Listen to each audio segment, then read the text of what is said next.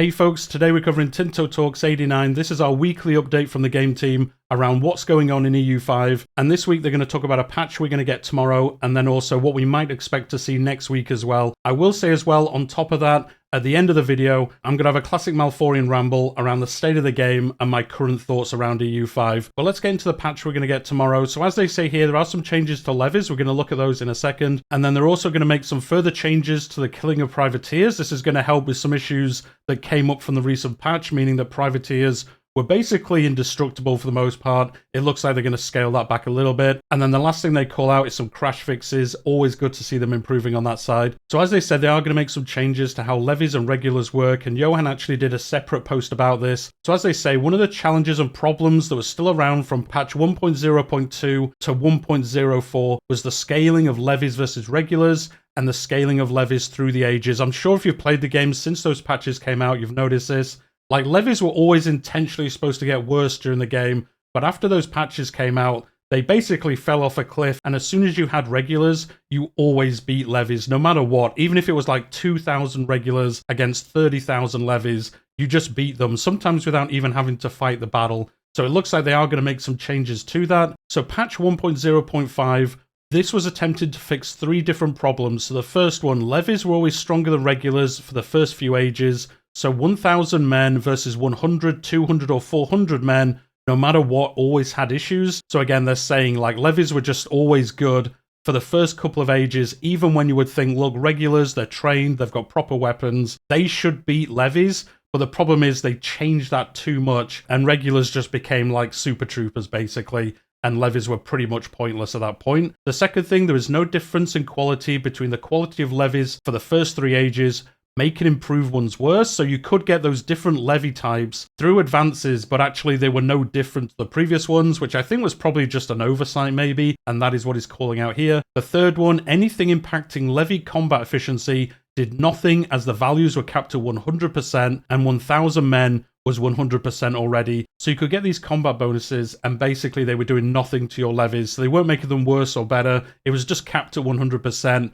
And that meant they didn't really change no matter what you picked up as well. So as they say here, the problem with this patch is that they made every manpower in levies actually scale for how good they would be versus a regular in the same age, which unfortunately, combined with the fix for levies fight at 50%, meant that a levy regiment of 1,000 would fight with a minus 95% penalty, basically making them useless in the first age. So this was the problem. As I said, even with a small regiment army, you would beat levies pretty much automatically. And the problem is those 2 fixes kind of compounded on top of each other, which as you can see from what he says here, the levy regiments basically had 5% effective power against a regiment unit, which means they always lost. And that is something they obviously need to scale back. So as he says here, they made some further changes, and in tomorrow's patch, you will see some further changes in how this system works. So how does the new system work? So what they've done is they've made every levy type have a 0.20 multiplier, which increases by 0.05 with each age. So the Age of Discovery levies have 0.30, and this number is then increased by levy combat efficiency. You can see here the mailed knight unit type, and then you can see how big the unit is, and then also the new stats here as well. And then below that, you can see these new modifiers. So levy combat efficiency versus regulars times 0.20, also modified by the Kingdom of France plus 100%. You'll see what that means in a tooltip they're going to show us in a minute. So this would bring a total efficiency in battle of 40.32%. So that is the 0.20 times by 100%, making it 40.32. And then you can see the usual terrain modifiers, everything like that below there. So you can see from this example, the French levies would be fighting at 40.32% of power. So that is obviously, they are weaker than regiment units, but they're not going to be crazy weaker as they are currently. And then that will slowly increase over time as you go through the ages. But obviously, the regiment armies that we have steadily get better and better as well. So as you can see, this is a lot better than the 5% it is currently working at in game. And then, as I said, in the next tooltip, they're going to show us how they got to that 101% for France. In this example, you can see that on the screen now, and you can see a very strong nobility. Some privileges for the nobility and some laws have helped them get to 101%. So you can see how laws, privileges, and estate power are affecting your combat efficiency of your levies. Now, I will talk about this more later in this video, But I do think the way all these different modifiers kind of affect different areas of the game, I thought initially that was a great thing of this game, but the more and more we see different changes to this game, I think it might be a little bit of a hindrance. I think some players would like to look at a unit and know how much damage it's going to do. I think all these different modifiers are going to make it confusing, especially for new players. Like, I want to know how good this unit is. You could, in theory, now it wouldn't really happen that much, raise your levies, go to war. Think in this example, I've got 100% bonus to these troops, and then maybe you have an event where your estate power of the nobility gets cut in half. Now, obviously, an extreme example of that, that's very unlikely to happen. But that could happen, and that would then lower this to 75% bonus, and that could affect you very badly in some battles. And I think something like that, kind of out of the blue, affecting how well your armies fight and things like that, could be something that puts people off playing this game a little bit more. But anyway, that is how that system is going to work now. Let me know in the comments down below what you think about it. They do say here, as some of you may already have thought, the Age of Revolutions will be 0.45 efficiency, so if I stack over 122% levy combat efficiency, this will actually make them better than regular units in the game. However, as you can see in this next tooltip, there are penalties as you go through the ages to levy combat efficiency to really scale this back a little bit as you do progress through the game. So they're going to show us conscripts in this example. You can see their battle statistics, you can see the logistics for the unit, and then again, you can see the levy combat efficiency versus regulars is 0.45 because of the age we're in. The modified by the Kingdom of France is now less. It is plus 41.60%, and that makes a total efficiency in battle of 63.72. So you might think it was over 100% in the previous example, but they're going to show us now what that modifier is. So you can see levy combat efficiency for France, and because it is the Age of Revolutions, you can see the previous modifiers below it, but that gives a minus 60% Age of Revolutions modifier. So naturally, as the game progresses, as was originally thought how this system would work, they are gradually going to get worse and worse. So even though they have those same modifiers later in the game, they are actually less efficient than they were previously. Now again, going back to what I was saying earlier, I think these modifiers kind of being all over the place in this system does make it very confusing for players. They might look at that 100%, maybe the Age of Revolutions ticks over and they're going to battle, they don't realize this is happening, and then they might think like, why did that happen? How did that happen? And then they realize through this system what is going on. I just think there's so many modifiers. Like, you can see the different modifiers in that earlier tooltip saying plus 41%, and then you've got to hover over that and see, okay, this is why this has changed. I think maybe that tooltip would be too big if they showed everything in a single tooltip. But I think, again, there's just so many modifiers now all over the place, and how they affect different things is going to be very complicated for players. I don't know how they could simplify this system. Maybe don't even have those other modifiers. I'm not sure how that would work. Or maybe just have levies that are 100% efficient in the first age, then they're 80%, 60, 40, 20, no use in the final age, something along those lines. And then maybe like one or two modifiers that you'll see in the same tooltip. I think there's just way too many modifiers around this system now. But anyway, let me know what you think in the comments down below, what you think of these changes, if you think it's going to make it better than it currently is, and again, if you like these changes or not. But let's get back to the actual dev diary itself. They do say as well, the patch tomorrow is going to come with a bunch of other fixes as well. It isn't just those three things. But what's coming next week is economical base changes. This is something that's got a lot of negative feedback in how it's calculated, so the system really needs to be reworked. And this is something I've seen a lot of posts about, like how it works, how it scales off your trade, kind of makes these numbers get really crazy. So as it is currently, the issue is that the economical base of a country is calculated by your tax base plus the buy price of your trades.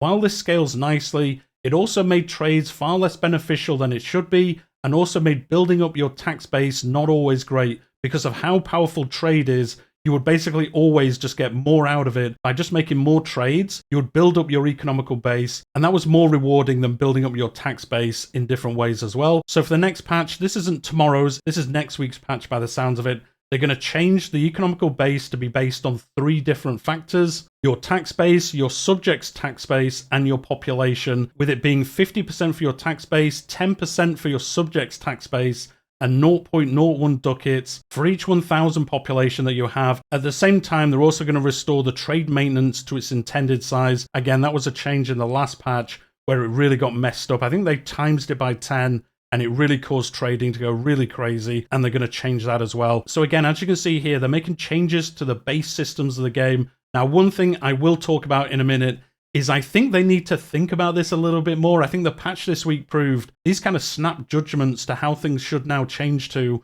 are happening too fast, and the trade one really messed up the game until the hotfix came out. And it looks like they're making more changes here. Now, this is next week. Obviously, they can test this before it comes out. But these are some pretty big changes to how the economy side of the game works. And again, I think this just needs to be thought about maybe a little bit longer. And as you can see from what they've said here, currently it is your tax base and the buy price of your trade. But now it's going to be these 3 different factors, but then a percentage of those as well. But I think it's going to be very difficult for somebody to just look at their country. What is my economical base? Okay, it's my tax base, 10% of my subjects' tax base, and then 0.01 ducats for each 1,000 people I have.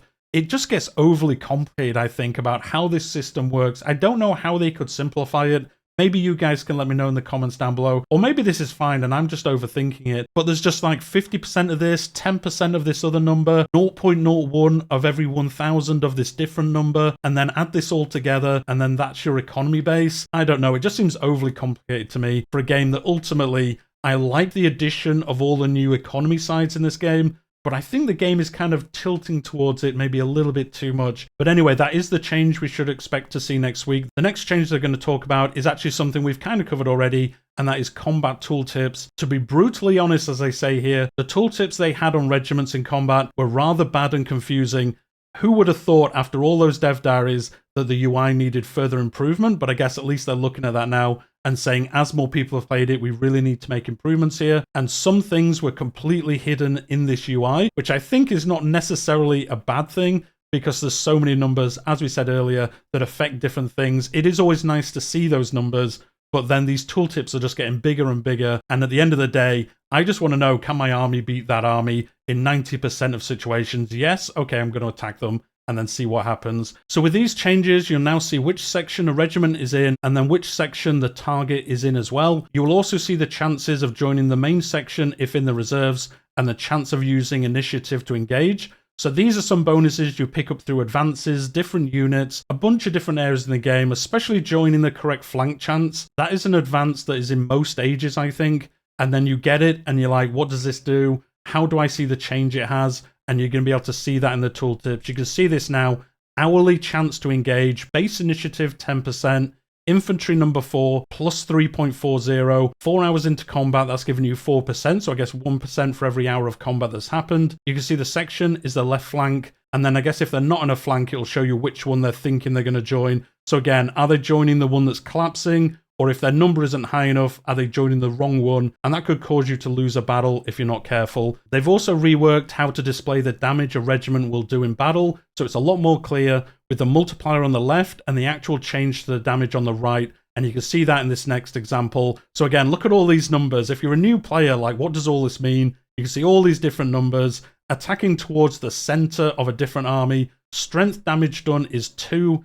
Morale damage done is 0 by the looks of it, and then it is also under attack by the same unit it is currently attacking. And then you can see the strength damage done, and look at all these different modifiers here, it's crazy. The dice roll, the discipline, the amount of troops there are, the military tactics, the Eastern Roman infantry bonus, and then also the experience of the unit they're attacking as well. Again, as I said earlier, all these different modifiers in one tooltip, which is within a different tooltip, which also shows you numbers. And it's just so difficult to follow all these numbers and look at it and think, okay, I need to improve this in a future battle. But you can see here now at least the different numbers that go into this other number that goes into another number, which means you might win or lose a battle, depending on how you're doing with all these different modifiers. And then the last thing they're going to talk about is centralization versus decentralization. This is from the societal value system. I did a whole video covering all the different societal values on the channel if you are interested in how this works. But one of the metas that's already appeared for the game is that centralization is always superior to decentralized.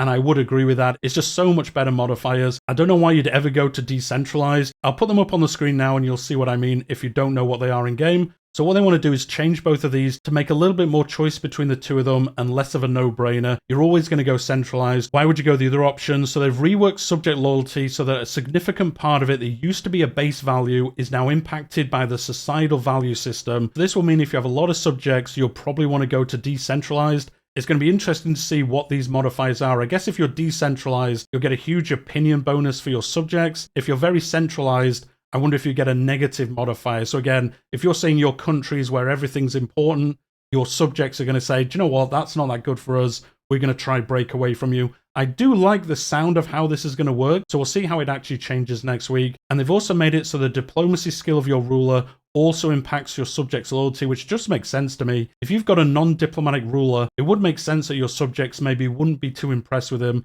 and maybe they think about trying to escape you. If you've got a very competent ruler, maybe they look at you and go, do you know what, we are their subjects, but they're very good, and we are getting more of a benefit out of this than a negative. So again, we'll see what those changes are next week. And with that, guys, that's the end of the dev diary. Again, let me know what you think about all these different changes. I think overall these changes are all good changes. They are improving things that currently don't work very well. Or again, as I said, trying to head off these metas that are already happening, which basically makes some societal values almost pointless in the game. There's another one as well. Is it innovative? You'll always go towards innovative because the other option is just terrible versus it. So maybe they'll balance that one as well. But again, let me know what you think about all these changes. Let me know what you think about the current rate of changes and like the errors that are kind of coming into it. Again, I don't want to call out the studio really with this, but I think the problem is, and this is going to be my little ramble at the end of this video, I think they're making changes too quick to the game. Maybe make a change, make a patch, see how that affects things, and then maybe have 2 weeks till you make a different change. Or maybe have these weekly patches, but these slightly bigger reworks, like how trade works, how the tax base works, maybe change those a little bit later into the game cycle. Maybe like 2 weeks, maybe even after Christmas maybe. Like I know some of these changes do need to happen, but I think making these snap changes isn't giving me like a lot of confidence to play the game. You'll have to let me know if you guys agree. Like I haven't played the game in probably like a week now. I know that's like first world YouTuber problems, but like I don't feel confident in playing a game and not thinking a patch will come out tomorrow and just break everything. Like the trade thing would have wrecked people's games, and then what are they going to do? They're either going to have to restart their game or just muddle through it till the hotfix comes out. Now campaigns in this game take a long time to do, and at the moment, as I said, I'm just not confident in, okay, I think if I start a game today, I'll be able to finish it without any weird patch behavior causing me problems with the game. So I don't know. I like these changes, but I think some of the larger changes, they should be maybe putting off. Maybe currently worry about bug fixing, minor balance changes, things like that. Maybe weaken France a little bit. It is funny when people say France is really powerful. Well, yeah, it was really powerful in this era, so it kind of makes sense. Maybe they are a little bit too powerful now. The 100 Years' War always goes to France. England never win it. Now, I don't want England to win it very often,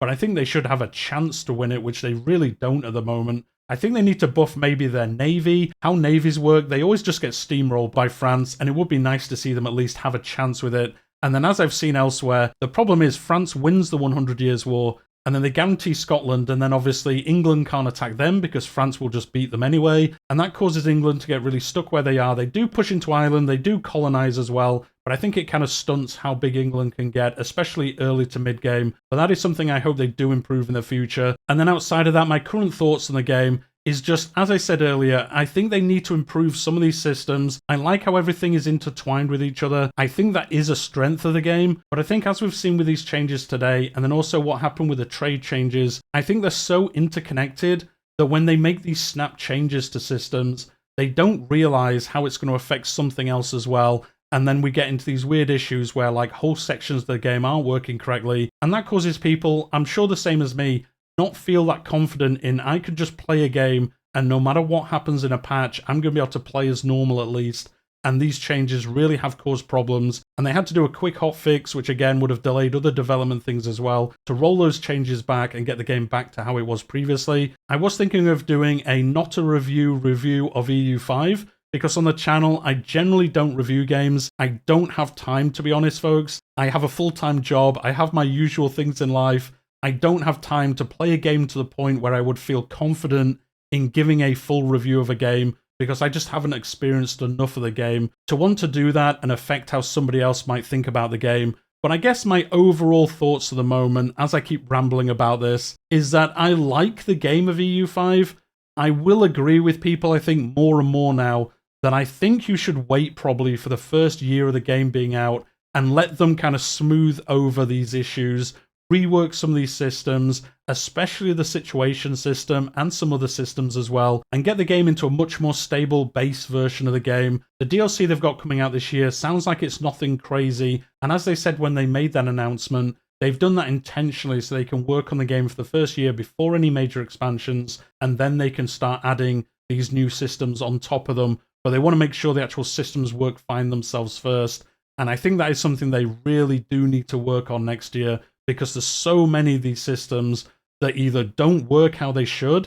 There's whole countries like Japan and China that basically are unplayable. Well, are they unplayable? Well, they're not unplayable. I guess unenjoyable to play. So they need reworks. I think some of this combat stuff, even the things they've talked about today, need a little bit more simplification. Again, I like all these different modifiers, but there's so many of them, it's very hard to track down, like, how am I going to do in battle? Why did I lose that battle? Did I press balance unit? Oh no, I didn't, so that's why I lost that battle. If there's one button in this game that needs automated, it is the balance unit button.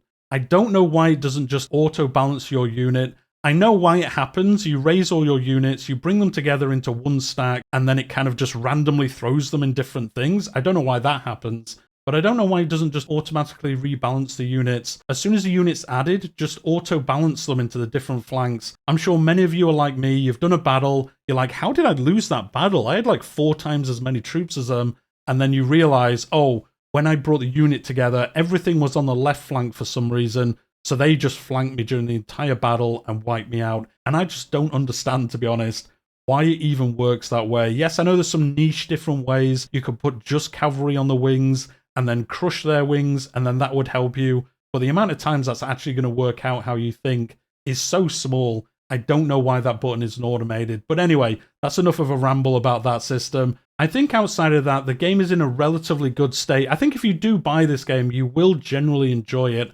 But I think the more and more I play it, and the more I see other people having issues with it, the more I realize, like, the game itself just doesn't work, I think, how it should work in some ways. And I also think this is probably something for a separate video, so I won't talk about it too much here. I like the fact the economy is more important in this game. You have a lot of trading, a lot of buildings you can do. But I think in general campaigns, it's too much of what you do. I've got a Mali campaign going on at the moment, and in that campaign, I would say 75% of what I've been doing is just building buildings and doing trade, which again is a fun side of the game. I like that side of the game. But if you played EU4 and now you're playing EU5, is that the kind of game you want to play? I'm not too sure. You'll have to let me know in the comments down below. Apologies, this has been very much a ramble from me. But like, do you enjoy like the actual day-to-day gameplay of EU5? I did to begin with, but I think the more I play it, the more, especially in the Middle Ages of the game, not the Middle Ages, but in the Middle Ages of EU5, I think the game is kind of tedious at times. You're just sat there kind of waiting for events to happen, and then maybe waiting to try get into warfare as well. And maybe you'll have a situation that doesn't really work properly, and is just annoying, and then you'll get some kind of succession crisis, decline of empire, and you just end up wondering, why am I even playing this game? But anyway, guys, that is my happy note to end this video on. Do let me know in the comments down below if you agree, if you disagree. Again, I'm not saying the game is bad. I just think there's so many areas of the game that need a severe rework. I think the actual core of the game itself is fine. It's actually pretty good. But I think there's just so many annoying systems and opaque systems that you don't understand really how they work fully, and they take too much time to interact with, that I think it does take away some of the enjoyment of the game, and that is something they do need to change in the future. But anyway, we'll leave it there for today. Sorry for the big rant at the end. If you have made it this far through, do make sure to subscribe to the channel. Hit the like button if you've enjoyed it today. There will be a lot more content for EU5. I also cover Crusader Kings 3 on the channel in a very similar manner. If you like me rambling with no script about the game, do subscribe. There's plenty more coming in the future, but we'll leave it there for today, and I'll see you next time.